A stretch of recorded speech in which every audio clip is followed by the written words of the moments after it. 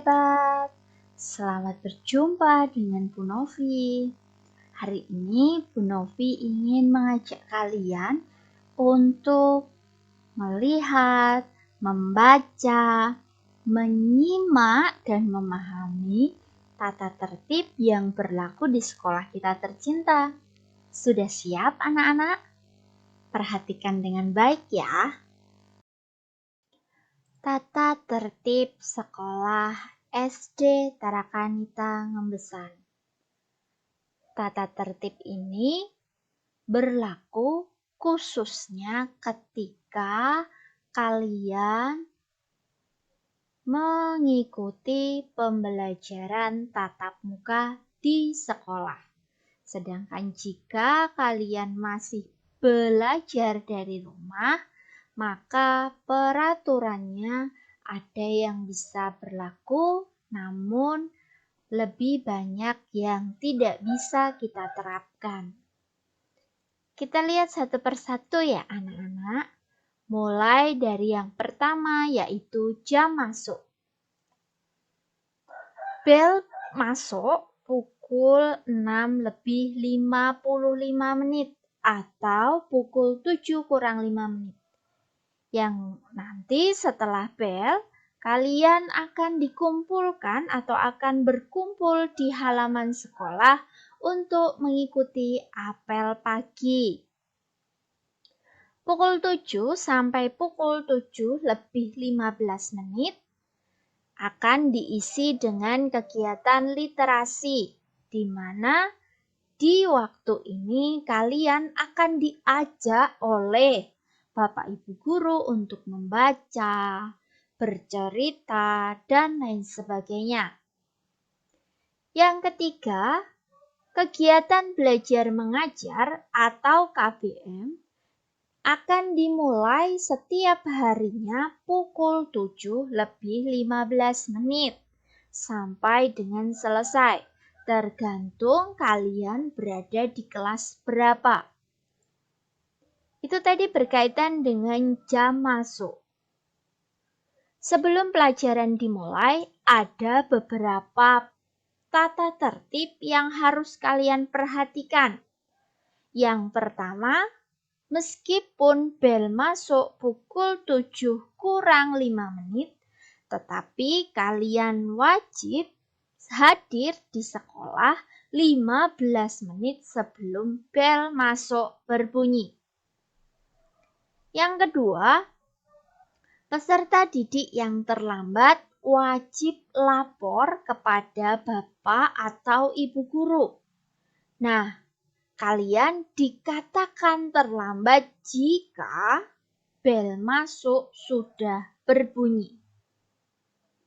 Yang ketiga, sebelum masuk ke kelas, setelah pelaksanaan apel pagi, kalian berbaris di depan kelas masing-masing dengan rapi, dan nanti kalian akan masuk ke ruang kelas sesuai dengan petunjuk pemimpin pasukan atau barisan atau sesuai petunjuk Bapak Ibu Guru. Yang keempat, sebelum memulai pelajaran, semua peserta didik wajib berdoa yang akan dipimpin oleh salah satu dari kalian yang akan dilakukan secara bergilir. Itu tadi beberapa tata tertib sebelum pelajaran dimulai.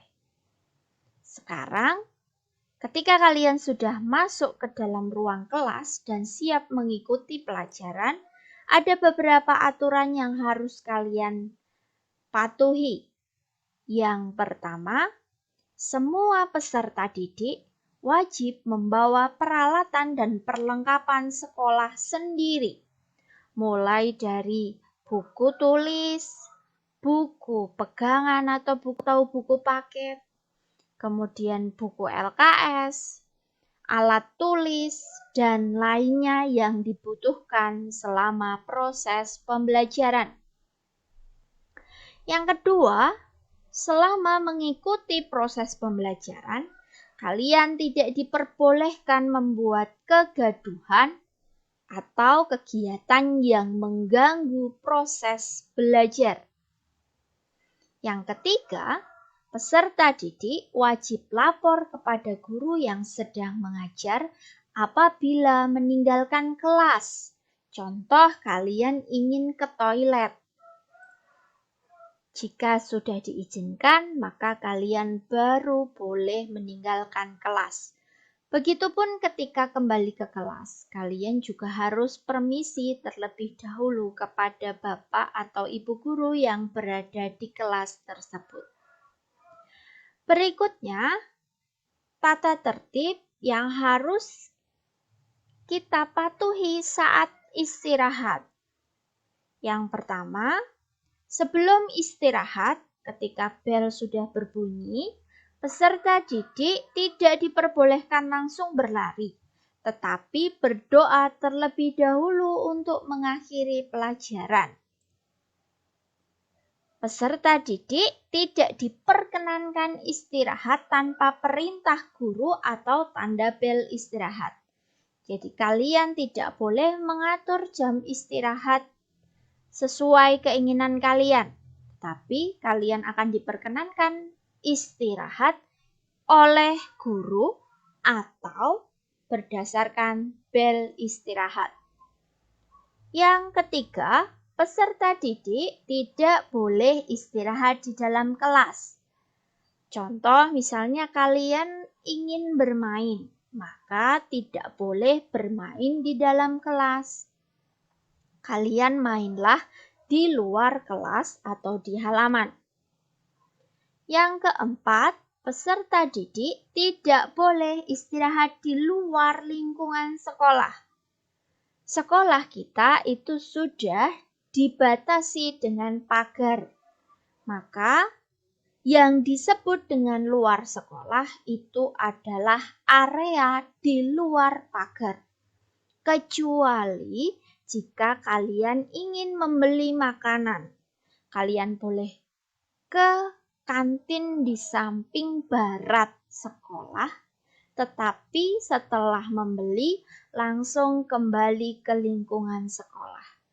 Kalian tidak diperkenankan membeli makanan yang diperjualbelikan di depan sekolah atau membeli jajanan yang tidak menyehatkan. Yang kelima, peserta tidak boleh membawa mainan yang membahayakan. Mainan yang membahayakan contoh petasan.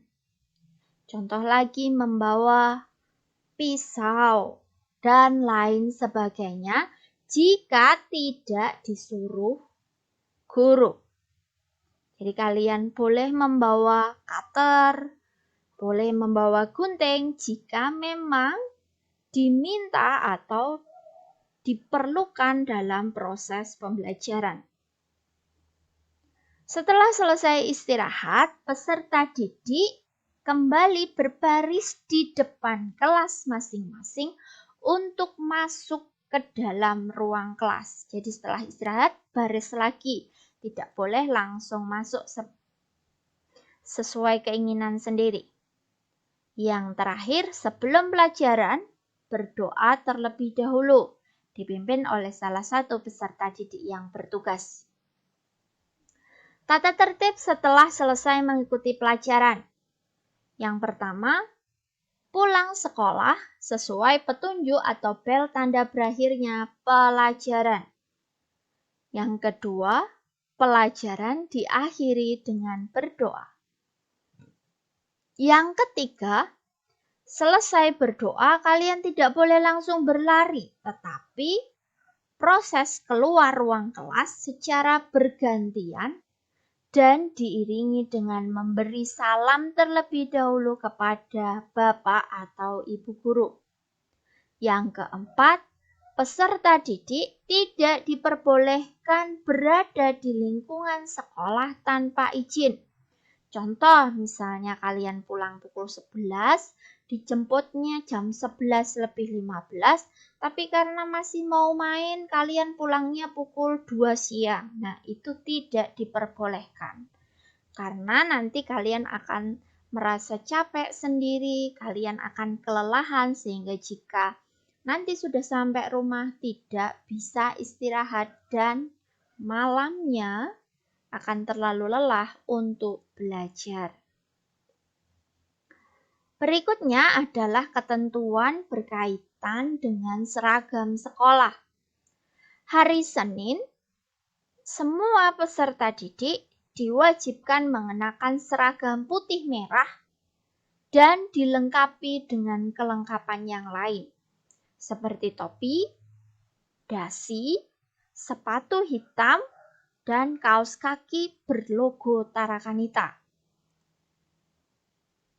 Hari Selasa, kalian mengenakan seragam putih merah masih sama seperti hari Senin, mengenakan sepatu hitam dan kaos kaki berlogo Tarakanita. Untuk topi dan dasi tidak perlu. Hari Rabu dan Kamis, kalian mengenakan seragam putih dan kotak-kotak Tarakanita, atau biasa disebut seragam khas Tarakanita. Kaos kakinya masih sama, sepatu juga berwarna hitam. Sedangkan hari Jumat, kalian mengenakan pakaian batik bebas berkerah dan berkancing. Untuk perempuan tidak diperkenankan mengenakan pakaian dalam bentuk dress. Kemudian sepatu boleh mengenakan sepatu selain warna hitam. Nah, berikutnya kita akan masuk ke bagian kedua, yaitu tata tertib pembelajaran jarak jauh. Tata tertib ini berlaku selama kalian belajar dari rumah. Yang pertama adalah perlu Bu Novi sampaikan bahwa masa PJJ atau pembelajaran jarak jauh bukan masa libur, tetapi masa belajar dari rumah. Artinya, selama masa PJJ, semua peserta didik wajib mengikuti PJJ sesuai jadwal masing-masing. Bila kalian berhalangan mengikuti PJJ, harap konfirmasi kepada wali kelas. Kalau kalian tidak konfirmasi, maka kami anggap kalian mengikuti PJJ. Nah, kehadiran kalian akan dilihat oleh Bapak Ibu Guru melalui pengumpulan tugas. Jadi kalau kalian tidak mengumpulkan tugas, tapi juga tidak memberi konfirmasi, maka dianggap alpa atau tidak ada keterangan. Yang ketiga, tugas PJJ wajib dikerjakan oleh semua peserta didik tanpa kecuali. Yang keempat, tugas dikerjakan dan dikumpulkan dalam tenggang waktu yang diberikan oleh guru pengampu. Jadi kalian simak dengan betul kapan maksimal harus dikumpulkan. Batas itu adalah batas terakhir pengumpulan tugas. Jika sampai batas akhir kalian belum mengumpulkan tugas tersebut, kalian akan diingatkan sebanyak 3 kali. Itu maksimal. Jika kalian masih tidak merespon atau tidak mengumpulkan tugasnya, maka guru pengampu akan memberikan nilai 0 pada tugas tersebut. Tentu ini akan merugikan diri kalian. Yang keenam, peserta didik yang tidak menaati peraturan atau tata tertib yang berlaku akan dikenakan sanksi sesuai dengan pelanggarannya. Sanksi ini bisa diberikan oleh Bapak Ibu Guru Wali Kelas ataupun guru bidang studi. Yang terakhir adalah tata tertib tatap muka virtual. Yang pertama, Tatap muka virtual akan dilaksanakan 1 minggu minimal 2 kali dengan menggunakan aplikasi Google Meet. Tentu ini sesuai dengan kesepakatan untuk harinya. Semua peserta didik diharapkan mengikuti pembelajaran secara virtual yang dilaksanakan di masing-masing kelas.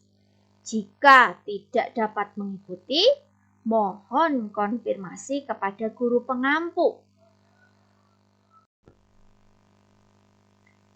Yang kedua, selama pembelajaran virtual berlangsung, semua peserta didik wajib menyalakan kamera.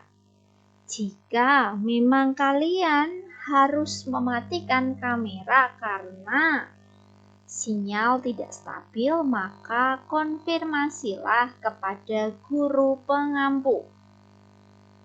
Yang ketiga, mikrofon diaktifkan hanya pada saat kalian hendak berbicara atau dipersilahkan berbicara.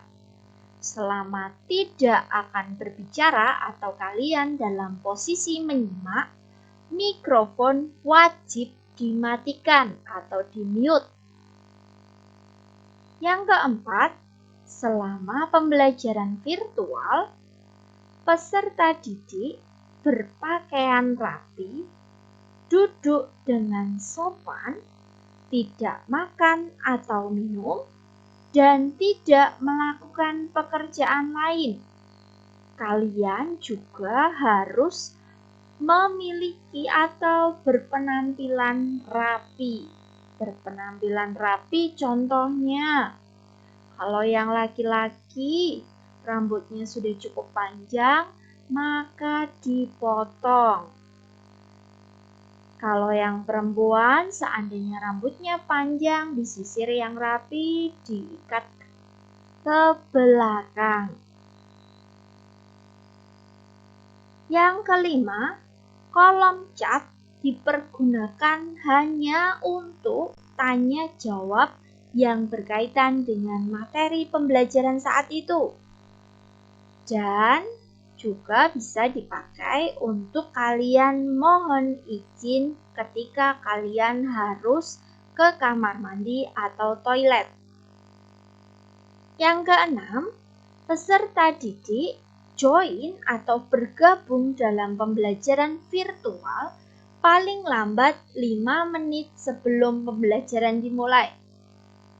Misal pembelajaran akan dimulai pukul 8, maka kalian wajib bergabung jam 8 kurang 5 menit.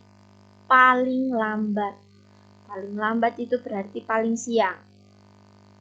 Jika kalian bergabung atau join setelah pukul 8, maka kalian konfirmasi alasan apa kalian terlambat. Karena kalian mengikuti pembelajaran virtual, kalau pada pembelajaran tatap muka sama artinya dengan terlambat datang ke sekolah. Demikian tadi beberapa tata tertib sekolah dan tata tertib PJJ serta pembelajaran virtual yang akan kita laksanakan di waktu-waktu mendatang. Semoga apa yang Bu Novi sampaikan kali ini dapat kalian pahami dan kita laksanakan bersama. Demikian penjelasan dari Bu Novi anak-anak. Semoga dapat dipahami dan mari kita terapkan agar kita menjadi anak yang disiplin.